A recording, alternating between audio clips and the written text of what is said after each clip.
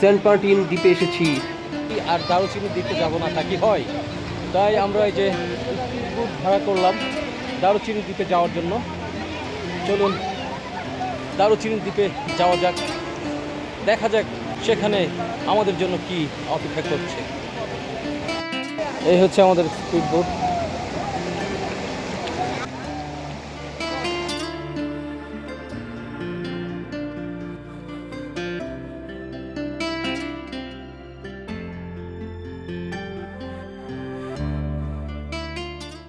এই হচ্ছে আমাদের স্পিডবোট। আমরা কয়েকজন যাত্রীরা এখানে এসেছি। অল্প কিছুক্ষণের মধ্যে আমাদের দারুচিনি দ্বীপের উদ্দেশ্যে যাত্রা শুরু হবে। দারুচিনি দ্বীপে গিয়ে আবার আপনাদেরকে দেখাবো।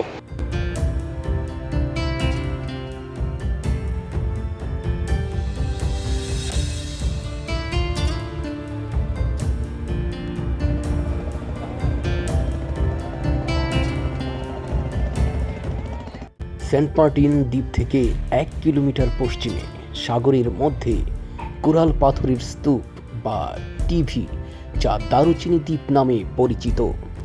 2007 সালে জনপ্রিয় কথাসাহিত্যিক হুমায়ুন আহমেদ এই দ্বীপের নাম অনুসারে একটি জনপ্রিয় সিনেমা তৈরি করেন। এরপর থেকেই দারুচিনি দ্বীপ বিখ্যাত হয়ে ওঠে এবং সেন্ট মার্টিন দ্বীপে ঘুরতে আসা পর্যটকদের কাছে প্রধান আকর্ষণের কেন্দ্রবিন্দুতে পরিণত হয়। সেন্ট মার্টিনকে পেছনে ফেলে আমাদের স্পিডবোট সাগরের দিকে এগিয়ে যাচ্ছে।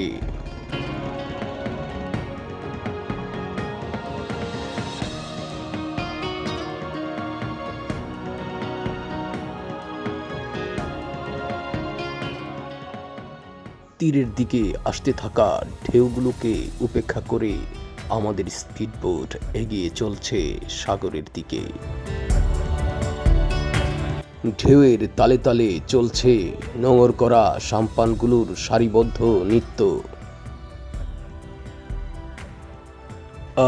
এত সুন্দর আনন্দময় দৃশ্য নিজ চোখে না দেখলে বিশ্বাস করার মতো নয়।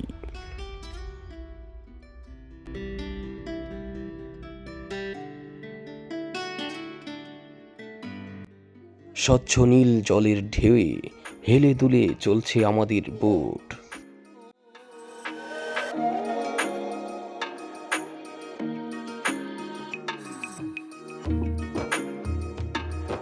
দারুচিনি দ্বীপের প্রধান বাহন হচ্ছে স্পিডবোট অথবা নৌকা, যাতে প্রতিজন যাত্রীর আসা যাওয়ায় ভাড়া নেওয়া হয় 200 থেকে 250 টাকা।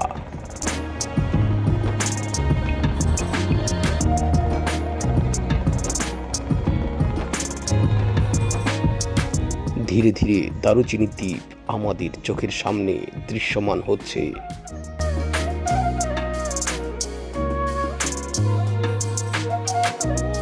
দূর থেকে দৃশ্যটাকে দেখতে বড়ই চমৎকার লাগছে। মনে হচ্ছে এক ঝাঁক পাখি সাগরের মাঝখানে বসে আছে।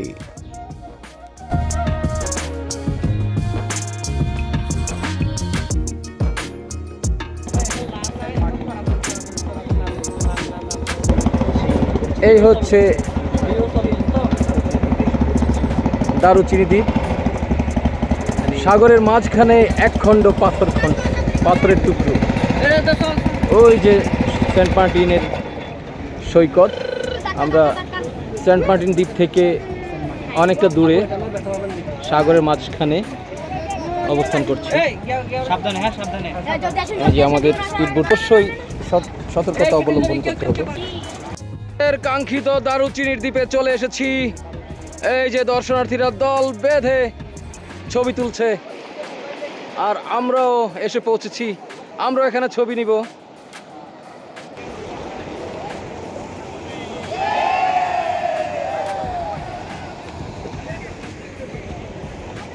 আমরা এখন একজন পর্যটকের সাথে কথা বলবো, জানতে চাইবো এই দারুচিনি দ্বীপ সম্পর্কে ওনার অভিজ্ঞতা এবং অনুভূতি। আসসালামু আলাইকুম ভাইজান।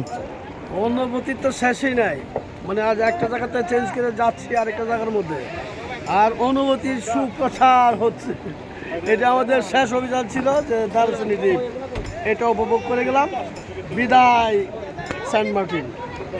ধন্যবাদ, অনেক সুন্দর অনুভূতি প্রকাশ করেছেন। কোন ভাই আপনি আপনার অনুভূতি যদি একটু প্রকাশ করেন। ব্যাপারটা হলো আমরা তো সেন্ট মার্টিন আসছি, বিভিন্ন জায়গায় ঘুরছি, কিন্তু আজকে এখন ফেসবুক দিয়ে আমরা সাগরের মধ্যস্থলে দারুচিনি দ্বীপ, এই দ্বীপে আসছি।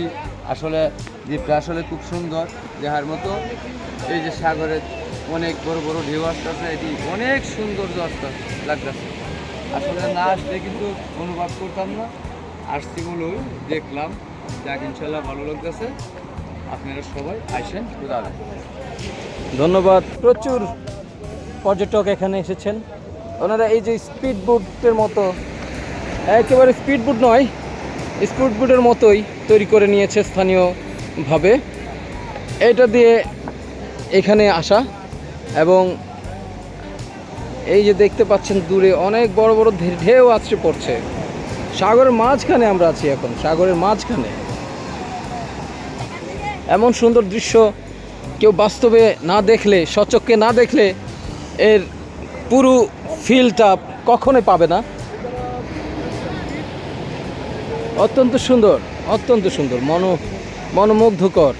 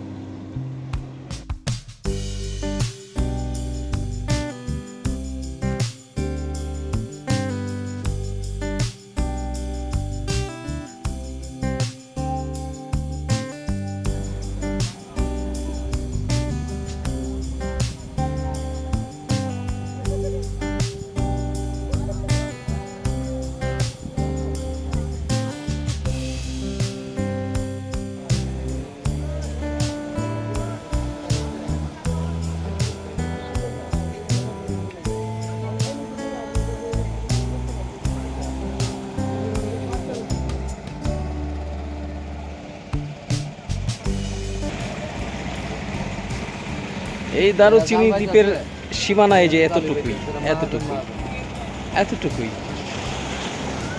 এতটুকুই দ্বীপ, দারুচিনি দ্বীপ। এর চারিপাশে পানি, অথই পানি, পানি আর পানি। পানি কাকে বলে? সাগর মানে তো পানি। আর সাগরের মাঝে একটু এই ছোটোখাটো একটা দ্বীপ, পাথর, কয়েকটা কিছু পাথরের একটা স্তূপ। কি সুন্দর আল্লাহর সৃষ্টি। আর ওই যে দেখতে পাচ্ছি আমরা, সেটা হচ্ছে সেন্ট মার্টিন। সেন্ট মার্টিন থেকে এই তো 1 কিলো ভিতরে হবে এই দ্বীপটি। এর নাম দেওয়া হয়েছে দারুচিনি দ্বীপ। আমরা ঘুরলাম, দেখলাম, আবার চলে যাব।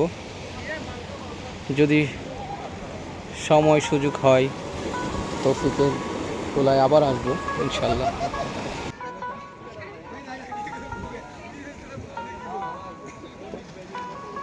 আমাদের এবার যাবার পালা, তাই বিদায় নিয়ে নিচ্ছি সুন্দর দারুচিনি দ্বীপ থেকে। শীঘ্রই দেখা হবে পরবর্তী কোনো ভিডিওতে। দারুচিনি দ্বীপ থেকে আবার ফেরত যাচ্ছি সেন্ট মার্টিনে।